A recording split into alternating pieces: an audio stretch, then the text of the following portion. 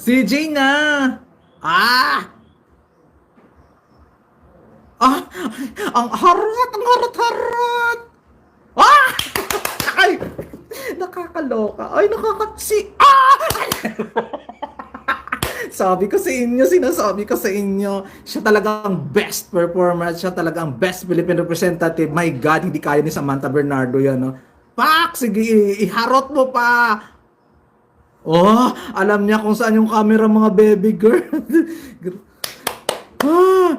Oh! Pak! Ah! Ah! Ay! Sige! Irampa, CJ! Oo, sige, sumayo ka dyan. Hayaan mo sila. My God, masayang masaya ako. My God, CJ. Oh, sige. Sige, ilampaso mo sila. Wala nang kakabog kay CJ, promise. Ah. Ay, Diyos ko, hindi ako makamove on. Wait lang. Ang galing, ang galing, ang galing. Sinasabi ko sa inyo, nakakaloka. Sabi ko sa iyo, siya pinaka-the best. Hindi kaya ni Samantha Bernardo yun. Nakakaloka si CJ. Ah, Diyos ko, kahit hindi siya manalo, sinasabi ko sa inyo, si CJ ang the best. Oh, laro ba gusto ninyo? Laro! Nakakaiyak. Naiyak ako sa naiyak ako sa performance ni CJ. My goodness. Kalimutan ko na yung nakalimutan ko na yung pagkasunod. Nakalimutan ko na pagkasunod kay Indonesia. Ang galing ni CJ, promise. Sobrang galing. Performance, be. Alam nyo kung paano bonggahan ni CJ.